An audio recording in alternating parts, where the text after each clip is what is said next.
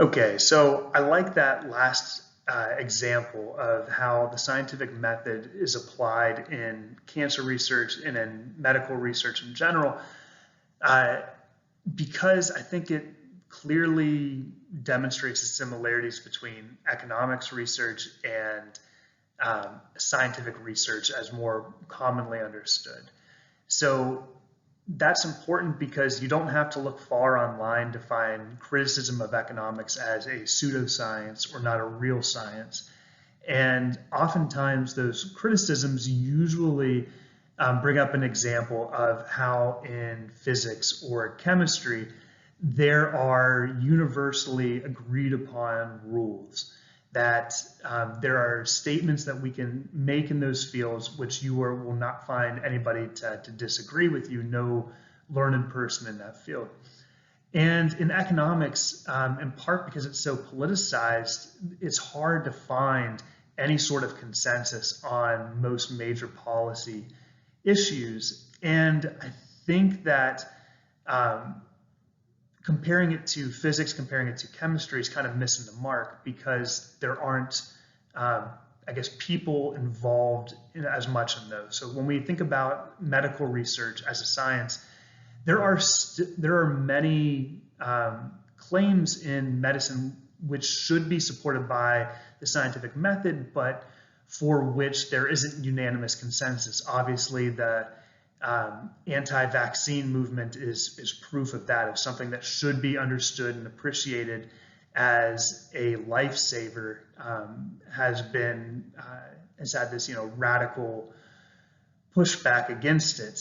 And so I think that's similar, and also the process of how knowledge is generated, which we'll discuss in this image, and thinking of an example of a particular scientific paper in economics, which is cited up here, is Jennifer Doliak and Mukherjee's Moral Hazard of Life-Saving Innovations. And so this paper looked at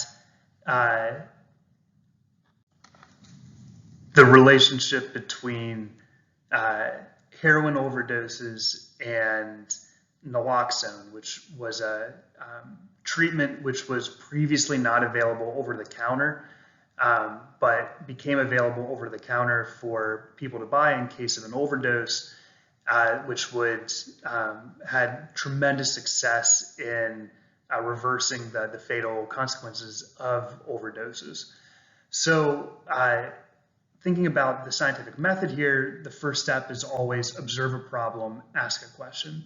In economics, this means observing a bad or suboptimal outcome, which we can improve, and asking why it exists. So in this paper, which you are free to look up if you'd like, the authors observe an increase in overdose deaths and crime and ask what is causing these deaths and crime. The second step is to do background research. And this step is really mostly similar across all sorts of sciences. And one should be reading similar studies by previous scholars to apply the knowledge created by other scientists to their understanding of the focal problem. And for this reason, they don't have to reinvent the wheel. They can stand on the shoulders of giants and learn from their hard work and research. So in this particular paper, this research is evident by citations of other papers in the bibliography, work cited at the end of the paper. So the third step of forming a hypothesis. So if you remember from our analysis of the example of cancer research, in the forming hypothesis stage, they needed a model of how human body systems operate, how the cells operate. And this is going to be, once again, similar in economics. So in economics, to form a hypothesis about your central question, you need to not only consult the background research, but you also need to build a model or a simplification of reality and determine what the model would predict and what the answer to the question would be. And so these models can be extremely complex and can attempt to describe every imaginable aspect of life with equations or graphs. As an environmental economist, I'm aware of this famous model of the global environment and economy from the 1970s, which had over 200,000 equations in it. On the other hand, models can also be very simple and use only 2 lines on a graph or 2 equations, as long as they make strong assumptions about the world.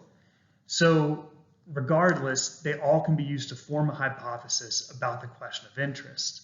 So in this particular paper, the authors use the economics of moral hazard, which is a theory about the response of individuals to incentives, to form the hypothesis that by allowing access to medication, which could immediately reverse the consequences of opioid overdoses, governments are decreasing the total cost of drug use, which should then increase the use of the drug.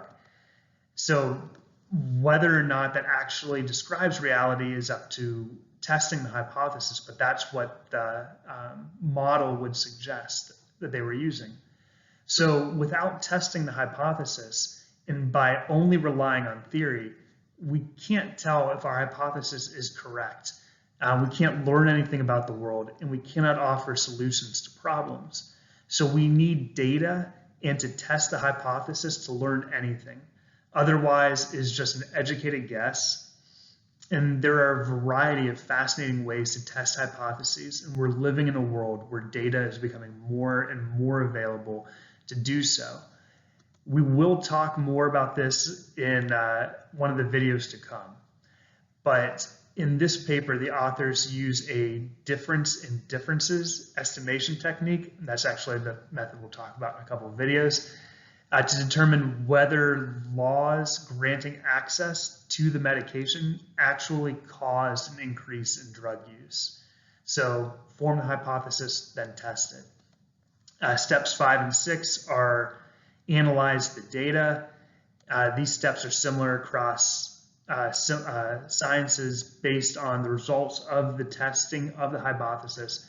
We need to determine whether the hypothesis was wrong or whether there's evidence to suggest that the hypothesis may be correct. And this is really important, but we can never prove that the hypothesis is correct. We can only suggest that it may be correct. And that's because we're never going to have enough data to determine conclusively that something is absolutely positively true. We can disprove it, but we can't prove it. So hopefully that sounds familiar from your understanding of the scientific method and of science from other classes or your previous education. And so in this paper, the authors find evidence to suggest that their hypothesis was correct.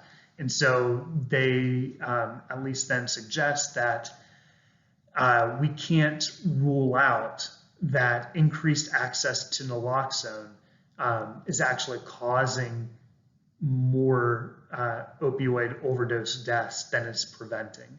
And so it's an interesting counterintuitive finding, but that is how we think about improving a suboptimal outcome in economics using the scientific method. So that is how we study economics. When we learn something, we can then create policy or offer advice to clients or implement a protocol at a company.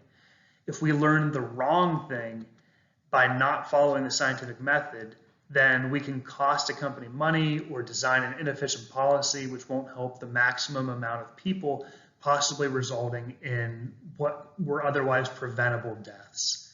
So as you can recall from the 6 steps, we need both models and data to use a scientific method. And in the next videos, we'll be discussing what happens when we only rely on either models or data, but not both of them.